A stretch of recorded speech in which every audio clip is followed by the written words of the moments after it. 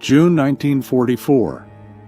The hedgerows of Normandy were a claustrophobic green hell, a place where fields became fortresses and every lane could be a death trap.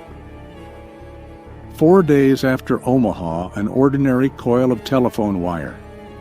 8 ounces of braided steel turned the battlefield's deadliest weapon into an immobile monument. To understand what one man did that morning, you have to understand the monster he faced, the Tiger. When the Tiger Eye appeared, it shattered Allied confidence. It wasn't just a tank. It was a rolling fortress, 56 tons of armor and 88 millimeters of lethal intent.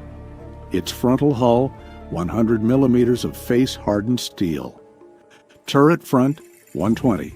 Side plates, 80. To a Sherman crew, those numbers read like a death sentence. The standard 75 mm gun simply bounced off. Doctrine and grim arithmetic followed. Lose 4 Shermans so a 5th might get a lucky shot. Avoid it, run, pray for air support.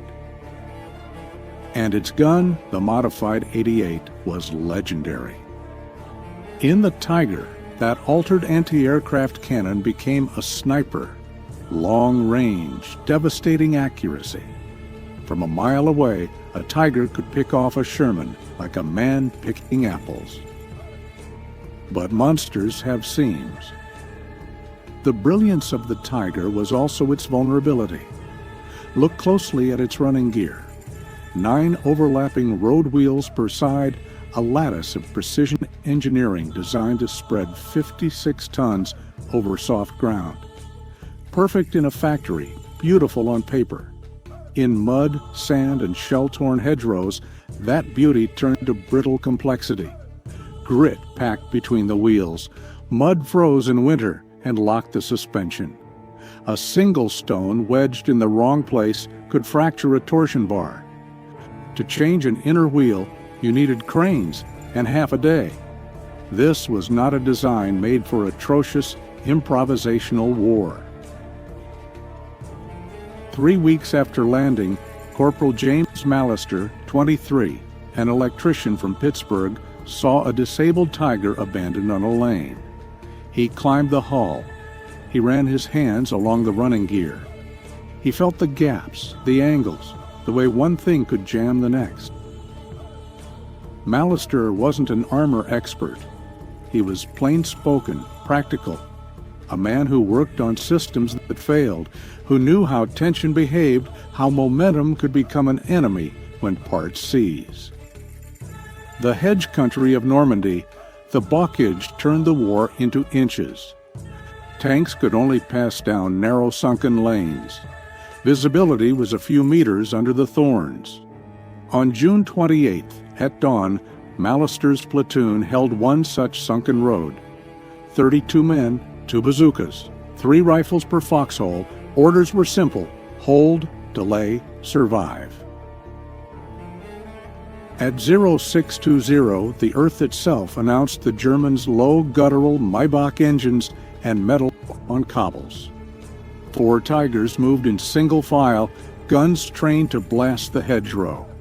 The formation was ideal for the Germans. It was a nightmare for Mallister's men. Mallister had 300 feet of telephone wire. It was rated for communication, not for combat, but it was wire cheap, flexible, tensile. He ran, found 2 stout posts on either side of the lane, and in 90 seconds did something that would sound absurd if you'd not seen those wheels up close. He tied the wire taut ankle height across the road. He went back to his foxhole and waited. The lead Tiger came down the lane at walking pace, 20 meters from the wire. 20 meters is a breath and a lifetime. The sprocket hit the wire. The wire didn't cut through. It didn't snap. It caught. The angle between overlapping wheels acted like a self-feeding trap. Each rotation drew more cable in. The wire wrapped and jammed, the rubber tire bit it, and tension multiplied like a ratchet. In 2.8 seconds, The left running gear seized. The driver gunned the engine. 700 horsepower fought a lock sprocket. Something gave a torsion bar, a mounting bracket, and the Tiger lurched to a stop, angled across the lane, blocking the road. The formation halted. Doctrine now chained the other 3 Tigers into place. They couldn't pass. They couldn't maneuver in the hedge. Their infantry, ordered to spear ahead under the gun's protection, were vulnerable. And without that close infantry, the tanks were blind. Artillery coordinates went up. The hedgerow above the sunken road became a target. High explosive airbursts shredded the cover and sent German infantry scattering. Within minutes, American Sherman's newer models, armed with 76mm high-velocity guns, slipped through gaps the Tigers could not navigate. They took positions behind the German column and fired at the thin engine decks. The rearmost Tiger burned. Its crew abandoned ship. The rest surrendered. 1 coil of wire, 8 ounces, taut between 2 fence posts. One man's desperation. 90 seconds of improvisation that translated into survival for 32 soldiers. Mallister would receive a Bronze Star. He would go home to Pittsburgh, finish his engineering studies, and live a steady life. The wire itself, later preserved in a museum case, looked ordinary. Frayed steel, rust, faded insulation. Most visitors walk past and see nothing, but it had stopped something intended to be unstoppable. The lesson is not that technology is worthless. It is that complexity creates fragile seams. The Tiger was a masterpiece optimized for ideal conditions. War is never ideal. The more elegant the machine, the more points at which it might fail. Mallister didn't attack the Tiger's greatest strengths. He found a seam in its complexity and exploited it.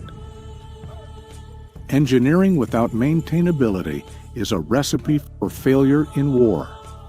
The Allies won not only because of weapons, but because of numbers, logistics, and adaptability. Still, single acts of ingenuity matter. In the calculus of battle, a stopped tank can be as effective as a destroyed one. It blocks roads, steals time, demands resources, and forces enemies into untenable choices. James Mallister didn't set out to change doctrine. He just didn't want to die that morning. He had wire in his hands, posts at his side, and a single idea, worth trying. That's often all it takes. A small thing, a simple action, a seam in a monster. Mallister's wire is a testament to ingenuity, to fragility, and to the fact that even the heaviest things can be undone by the lightest touch when conditions align. If you like this story, make sure to subscribe, like, and share so more people can discover the forgotten stories of history where small ideas changed everything.